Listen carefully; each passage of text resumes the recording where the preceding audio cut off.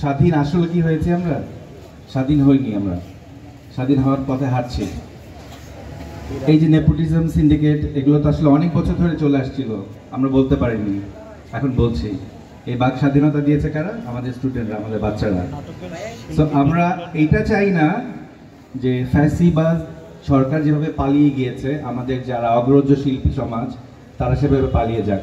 আমরা চাই আপনারা সরি ফিল করেন, আমরা চাই আপনারা জাতির কাছে, বাচ্চাদের কাছে ক্ষমা প্রার্থনা করেন, আমাদের কাছে সরি বলেন। আপনারা যেই সিন্ডিকেট গড়ে উঠেছেন একের পর এক এত বছর ধরে, সেটা শেষ হোক। এমন তো না আপনারা সারা জীবন বেঁচে থাকবেন, কেউ থাকবে না, আপনারা থাকবেন না, আমরাও থাকবো না। জায়গাটা ছেড়ে দেন, সম্মানের সহিত ছেড়ে দেন।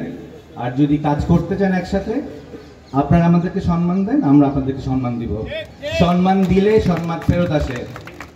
আমরা যখন অভিনয় করি, আমরা আমাদের কোয়ার্টিস্টকে বিশ্বাস করে ডায়লগটা দেই, তেমনি অপোজিট পার্সনটাও কিন্তু সেই বিশ্বাসটা করেই আমাদের সাথে অ্যাক্টিং করে। তাহলে আমাদেরকে কেন আপনারা বিশ্বাস করছেন না?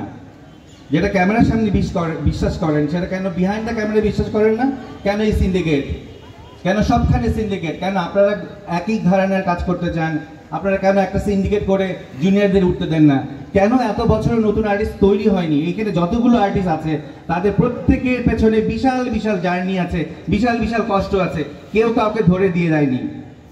বাংলাদেশেই বোধহয় এমন একটা ইন্ডাস্ট্রি, এই সংস্কৃতিতে, যে কেউ কাউকে তুলে ধরেনি। কেউ বলতে পারবে কোন একটা আর্টিস্টকে কোন একটা বড় আর্টিস্ট তুলে ধরেছে? একটা উদাহরণ নাই। কেন নাই? তো একটা শিক্ষক যদি একটা স্টুডেন্ট তৈরি করতে পারে, একটা অভিনেতা কোন একটা অভিনেতাকে তৈরি করার সেই সৎ হাতটি বাড়িয়ে দেয়নি এত বছর, তার মানে আমাদের ভিতরে সেই সৎ সাহসটা নেই। আমরা ভয় পাই আমাদের সেলিব্রিটি, আমাদের পাওয়ার চলে যাবে। সেটা সেই বিতর্কে নাই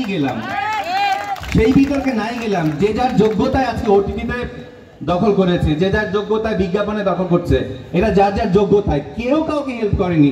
একটা শিল্পীকে কেউ বলতে পারবে না যে আমাকে অমুক ভাই, ওই মঞ্চের অমুক নেতা, অমুক সেই আমাকে হেল্প করেনি, একটাও করেনি। আমি তো জানি এক একটা আর্টিস্ট কিভাবে স্ট্রাগল করে। নিকেতনে অডিশন দিতে যায়, 14 বার যায়, ফাইনাল হয়, ডেট লক হয়, ক্যান্সেল হয়ে যায়, আমরা সবই জানি। সেগুলো নিয়ে আর কথা নাই বলি।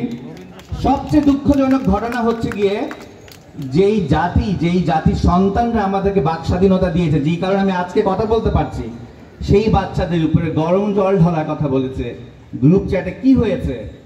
আমার অবাক লাগে। আপনাদের তো বাচ্চা আছে, আপনার তো ভাই বোন আছে, ওরা কোনো না কোনো ভাবে তো আপনাদের বাচ্চা কাচ্চা, এবং আপনাদের অডিয়েন্স যারা রাত জেগে ইউটিউবে আপনাদের নাটক দেখে, যারা আপনাদের ফ্যান, যাদের বেডরুমে আপনাদের ছবি থাকে, সেই বাচ্চাদেরকে আপনারা গুলি করতে বলছেন, গরম জল ঢালতে বলছেন। মানে আমরা বিশ্বাস করি সংবেদনশীল, অতি ইমোশনাল মানুষের শিল্পী হয়, রাইট? এই হচ্ছে শিল্পী। সাধারণ মানুষ থেকে শিল্পীরা আলাদা কেন? ওরা অনেক সংবেদনশীল, তাই নয় কি? তাহলে সেই সংবেদনশীল মানুষগুলা বাচ্চার গায়ে গরম পানি ঢালতে পারে, এবং মান্থলি বসে বসে সেই স্বৈর শাসকের লিস্টে বসে বসে গুণগান গাবে, আর অ্যাকাউন্টে টাকা চলে যাবে। আর আমাদের এক একটা আর্টিস্টকে বাসা ভাড়া দিতে খবর হয়ে যায় তারা 2 মাস পর দুবাই যাবে, কান ফেস্টিভ্যালে যাবে, ফার্স্ট ক্লাস এয়ারলাইন্সে করে। এগুলোর রহস্য আমরা জানি, হ্যাঁ। আমাদের আর্টিস্টকে পেমেন্ট আটকায় রেখে আমাদেরকে ভয় পাইতে হয় যে আমার ভাড়াটি আমাকে নক করবে, ভাই ভাড়াটা ক্লিয়ার করেন। কেন? শিল্পের কেন এই দশা? শিল্পী থাকবে রাজার মতো, আর আমাদের শিল্পীদেরকে ভয় নিয়ে থাকতে হয়। আমার পেমেন্টটা কি ক্লিয়ার হবে? আমার নিজের অর্থ যেটা আমি 10 দিন শুটিং করি, 5 দিন শুটিং করি, সেই টাকা পেতে খবর হয়ে যায়। যারা শুটিং করে না, যারা সিন্ডিকেট করে, তারা বিভিন্ন সফরে যায় মন্ত্রীদের দোসর হয়ে, কারো ট্রাভেল পার্টনার হয়ে। এগুলো বন্ধ হওয়া উচিত। আর আপনাদের শিল্পী, আপনারা কি নিজেকে বলেন আপনারা শিল্পী? বাচ্চা মারতে সাপোর্ট করেন, গ্রুপ টেক্সে বসে বসে আপনারা প্ল্যান করেন কিভাবে আরো কত বছর থাকবেন এই গভর্নমেন্টের সাথে।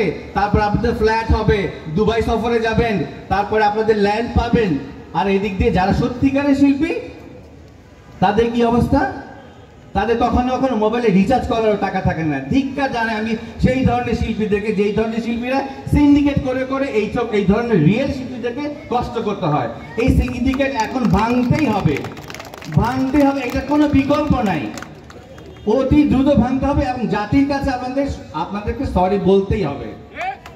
আমি আমার 1 তারিখে স্টেটমেন্ট বলেছি, সরে যান, এমন ভাবে সরে যান যাতে অ্যাটলিস্ট মানুষ বলে যে আচ্ছা উনি সরি ফিল করেছে। এমন কিছু করবেন না যাতে আপনাদেরকে আবার বাচ্চারা নামিয়ে দেয়, আপনাদেরকে বয়কট করা হয়, আপনাদের সবকিছু বাইন্ড করে দেওয়া হবে, সেটা ভালো হবে? সম্মান থাকতে থাকতে চলে যান, আর নাই তো আমাদের কাছে এসে সরি বলেন, প্রত্যেকটা আর্টিস্টের কাছে সরি বলেন। আপনারা যে সিন্ডিকেট এই 40-50 বছর ধরে চালিয়ে আসছেন। ধন্যবাদ।